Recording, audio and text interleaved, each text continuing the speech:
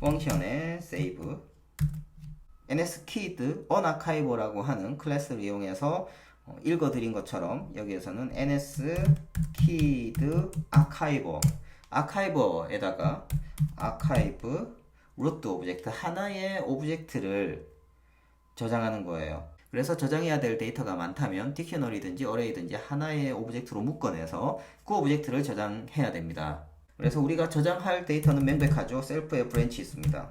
어디에다가 저장할 건지 셀프에 파일 패스에다가 저장을 하면 돼요. 그래서 아카이브 루트 오브젝트를 이용해서 어레이를 저장하고 언아카이브 오브젝트 위드 파일을 이용해서 그 어레이를 다시 읽어내는 이런 방식입니다. 물론 저 안에 들어가 있는 모든 오브젝트들은 NS 코딩 프로토콜을 준수하는 오브젝트여야 됩니다. 어떤 클래스가 저장이 되는 오브젝트이고 어떤 클래스가 저장이 되지 않는 오브젝트인지는 우리가 레퍼런스를 확인해 보면 나옵니다. 옵션에 클릭을 하시면 NS 파일 매니저에 대한 퀵 헬프가 나오고요. 여기 레퍼런스로 들어갈 수 있습니다.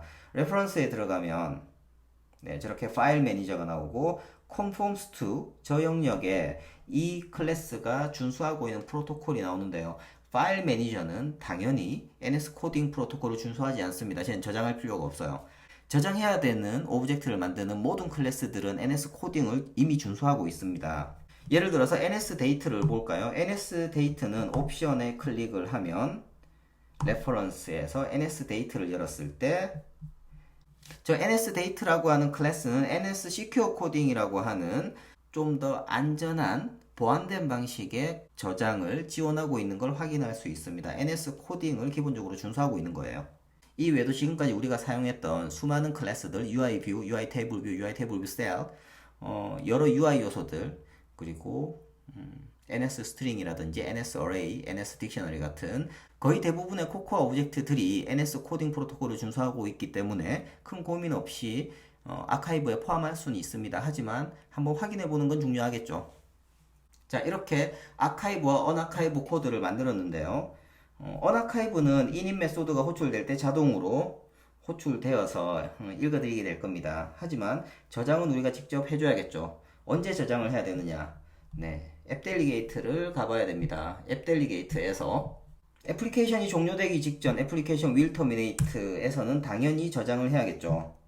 데이터 센터에 .save 이땐 당연히 저장을 해야 됩니다. 하지만 이때만 저장하는 건 위험해요. 사용자가 패스트 앱 스위치, 애플리케이션 스위치를 올려서 그냥 날려버릴 수도 있잖아요. 그래서 애플리케이션 did enter background에서도 반드시 저장을 해주시기 바랍니다. 사용자의 데이터는 굉장히 중요하잖아요. 그래서 가능한 자주 저장을 해주시는 게 좋아요. 그래서 우리는 reservation list view controller에서 새로운 아이템이 추가될 때 이때도 한번 저장해 주도록 하겠습니다. 가능한 저장을 자주 해주시는 게 좋죠. 우리의 데이터 센터에서 브레이크 포인트를 걸어 보도록 하겠습니다. init에서 브레이크 포인트를 걸고요. 그리고 앱 델리게이트에서 애플리케이션 did enter background에서 브레이크 포인트를 걸고 저 애플리케이션 will terminate는 정상적인 방법으로는 호출할 수 없고요. plist에서 애플리케이션 does not run in background라고 하는 애플리케이션이 백그라운드 모드가 필요 없다라고 하는 plist 세팅을 해줘야지만 will terminate를 받을 수 있을 거예요. 그래서 will terminate에서 구현한 걸 테스트하고 싶으시면 plist 값을 설정하시기 바랍니다.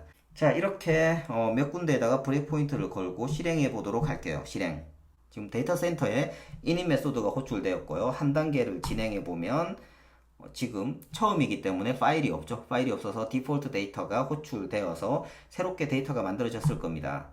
그래서 판교점의 회의실 예약에 뱅시에 새로운 예약 하나를 추가하겠습니다. 윤이라는 이름으로 새로운 레저베이션 오브젝트 하나를 추가했고요. 저장을 하려면 애플리케이션을 백그라운드로 보내야겠죠.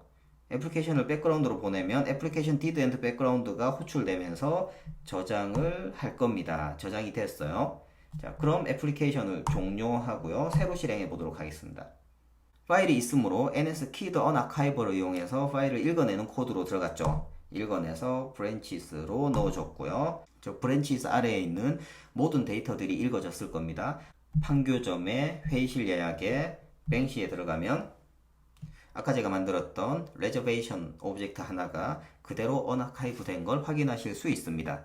네, 이렇게 우리가 좀 복잡한 오브젝트 그래프를 저장해야 한다라고 하면 아카이브를 하셔야 되고요. 아카이브를 할 때는 NS 코딩이라고 하는 프로토콜을 준수해야 된다. 그리고 NS 키드 아카이버와 NS 키드 언아카이버를 이용해서 저장하고 읽어낼 수 있다라는 거. 그리고 사용자 데이터는 굉장히 중요하니까요.